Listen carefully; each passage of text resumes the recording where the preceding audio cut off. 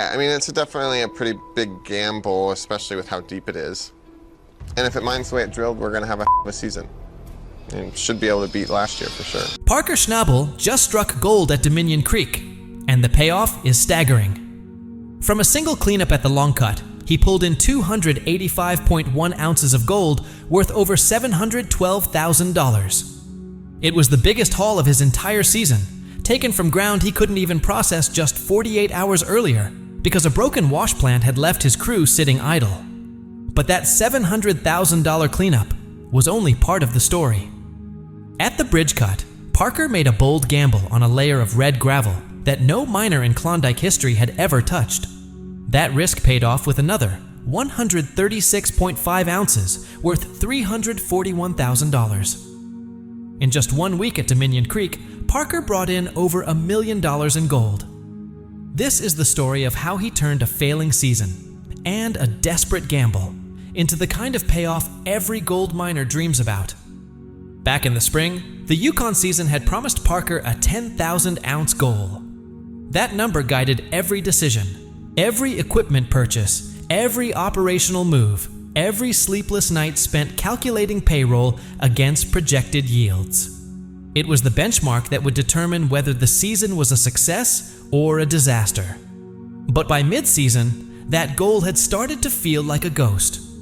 "We're well short of the 10,000-ounce target I set this spring," Parker admitted. "It's been a rough one. It's disheartening. It's a bit scary." Parker Schnabel doesn't use the word scary lightly. This is a miner who took over a multi-million-dollar operation before he was old enough to legally buy a beer. He's moved more dirt in his 20s than many operations move in a decade. He's faced frozen ground, broken equipment, and impossible deadlines without hesitation. So when Parker calls something scary, you know the situation is serious. After months of hard work across multiple claims, his cuts had produced less than 3,500 ounces, not even halfway to his original target. The math was unforgiving.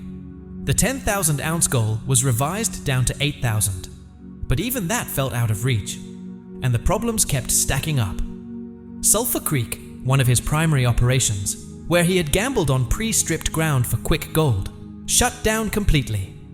The property was inconsistent. Some areas had been rich the year before, but other sections were painfully lean. Equipment failures rippled through the operation. His crew was stretched thin across multiple sites. The smash and grab strategy that was supposed to deliver fast returns stalled after barely a week. Time was running out. With sulfur offline, Parker was down to just 2 wash plants at Dominion Creek, 2 plants to chase an 8,000-ounce target, 2 plants against the rapidly closing window before Yukon winter would freeze everything solid and end the season, ready or not. Most miners would have started cutting losses and planning for next year. Parker made a different decision. At the southern end of Dominion Creek lies a 4-acre stretch known as the Bridge Cut. For 7 weeks, his wash plant Big Red had been sluicing the upper pay layer there. The gold was decent, but not enough to rescue the season. Then, Parker noticed something beneath the 16 feet of overburden his crew had already stripped away: a layer of red gravel. Not the traditional white channel gravel that Klondike miners have chased for over a century. This was something different, geologically unusual and untouched. "To the best of my knowledge," Parker said while studying the exposed ground, "nobody's ever sluiced that red gravel before." In gold mining, that kind of statement can lead to either a breakthrough or a disaster. There's rarely anything in between. You're either proven brilliant or foolish, and you won't know which until the gold hits the scale. "It's a gamble we're going to have to take," Parker said. His plan was aggressive. Move Big Red half a mile upstream to the middle of the bridge cut, where the crew had already exposed the red layer.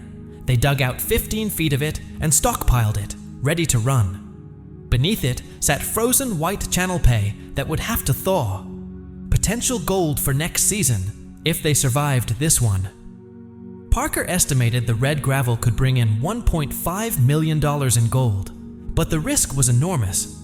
He would be betting precious operating days he couldn't afford to lose, on ground that had never been tested.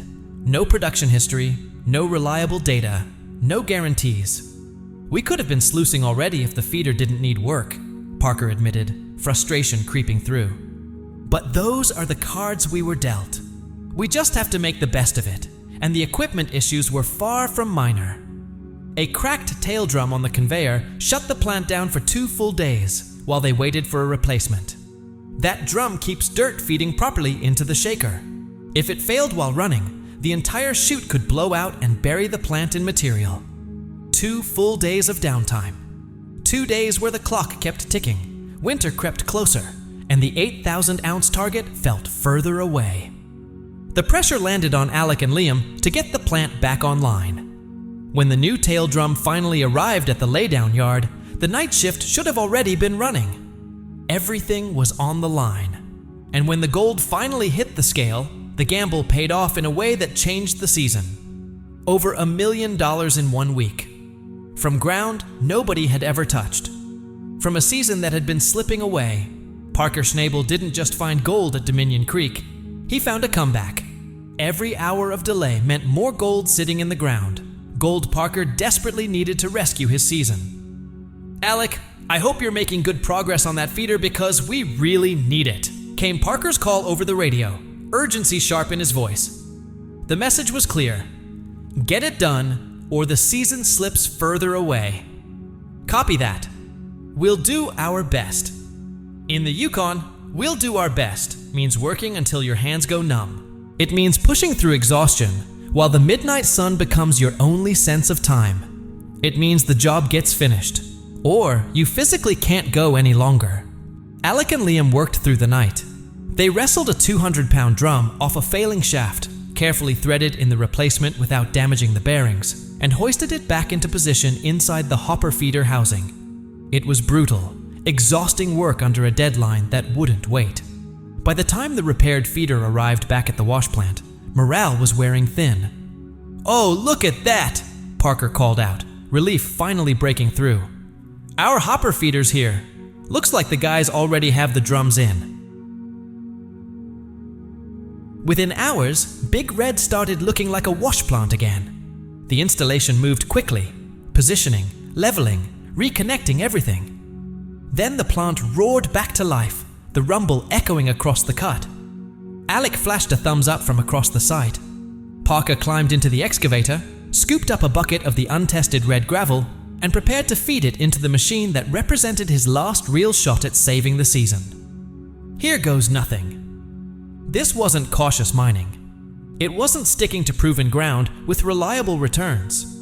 It was a bold, risky move into territory with no history. Ground that would burn diesel, time, and manpower whether it paid or not. "We've got a lot of red gravel ahead of us to sluice," Parker said, watching the first loads disappear into the plant.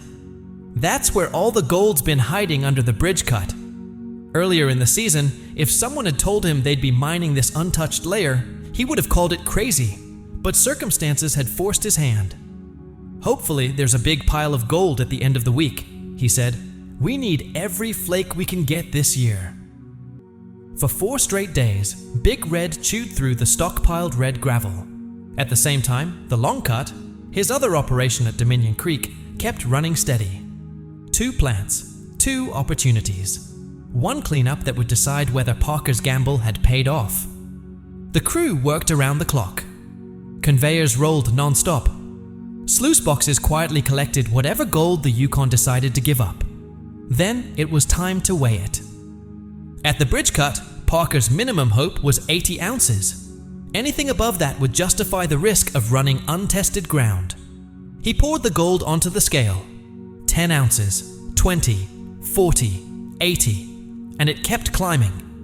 "Is it going to break 100? Someone asked. 110? 120? 136.5. Parker leaned back and let out a slow breath. 136.5 ounces. From ground no miner in Klondike history had ever touched. Gold worth over $341,000. "You broke 100, buddy," Mitch said with a wide grin. "You finally did it." Parker nodded. "The red gravel's not worth throwing away. That helps out a lot." It was an understatement. The intermediate layer that others had ignored or stripped away without testing, had just proven itself in a big way. But the bridge cut was only half the story. The real shock came from the long cut. All season, the long cut had averaged around 140 ounces a week. Reliable, consistent, enough to keep things moving, but not enough to save a struggling year. This cleanup felt different from the start. Parker poured the first pan onto the scale. 20, 40, 60. The heavy clink of gold hitting steel filled the cleanup shack, a dense, unmistakable sound that only raw gold makes. 80, 100. The pile kept growing. Flakes and nuggets tumbled together as if the ground had been holding back, waiting for this moment. 130, 150, 180. Parker stood still, arms crossed tight, jaw clenched as the numbers kept rising. 200, 230, 240.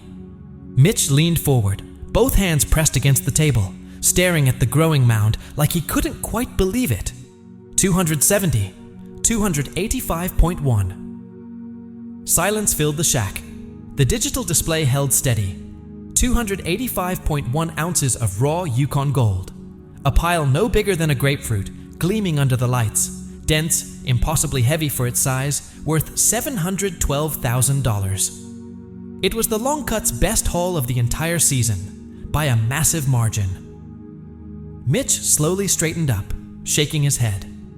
He ran a hand through his beard and looked at Parker, somewhere between disbelief and awe. "Not bad, huh, man?" he said quietly. "There's your almost 300. "There's your almost 300, Parker replied. But this time, he couldn't quite hide the grin pulling at the corner of his mouth. Now it's starting to look like Dominion Creek. That one sentence said everything. After weeks of setbacks, broken equipment, shutdowns, and shrinking targets, Dominion Creek had finally delivered. "We hit a hotspot," Parker said, nodding as it all sank in. "That's good." When both cleanups were combined, the week's total came to 421 ounces, a turnaround that changed everything.